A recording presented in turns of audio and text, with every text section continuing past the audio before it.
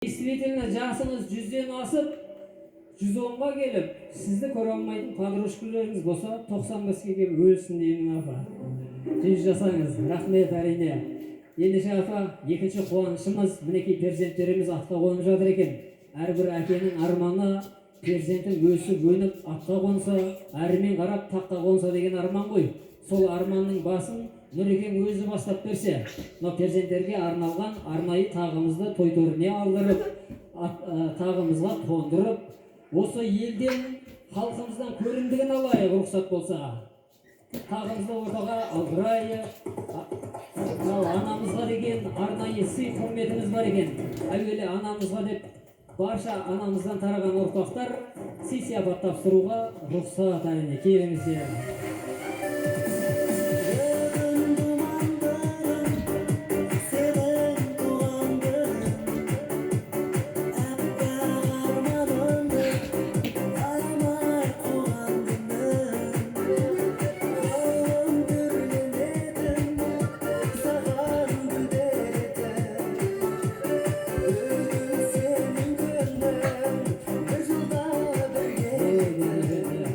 Бар адамдар қартаймайды деген аналар әрқашан риясыз күліңіздер дейміз. Келіңіздер, барша анамыздың ұл қыздары, анамызды ортаға алып жақсы суретке түсіп алайық. Келіңіздер, барша ұлдары, қыздары, гүлді алып келсеңіздер, гүлмен сүйікті. Бүгінгі күн ертеңгі тарих болсын дейміз.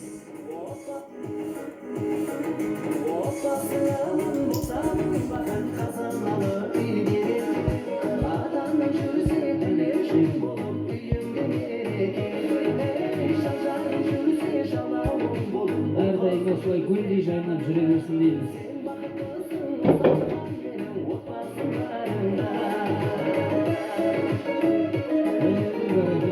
Мінекей көрініп тұр ғой, әулетіміздің сыртынан ақ сұңқары ұшқан, тұлпары шапқан, бақкер тербетсе, қыдыры кеп қонған әулет екені жүздерінен ақ көрініп тұр. Ендеше перзентімізді арнайы тағымызға қондырайық, ел алдына шығарып, көрімдігін алайық Нұреке. Өзіңіз жақсылап таққа қондырып беріңіз. Қос арқа сүйеріміз, ел билейтін азамат болсын ағай.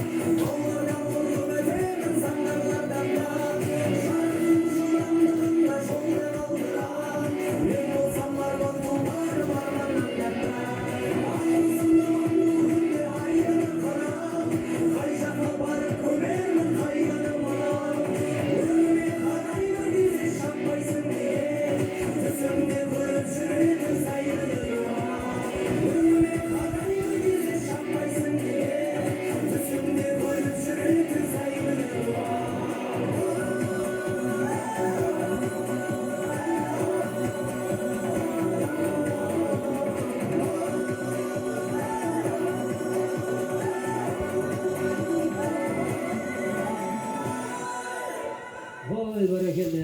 Мінекей қазағымның қаймағы бұзылмаған перзенттер таққа қонып жатыр екен. Ендеше әрбір жұрттың өзіндік бағасы бар. Соның бірі әрине нағашылар деп осындағы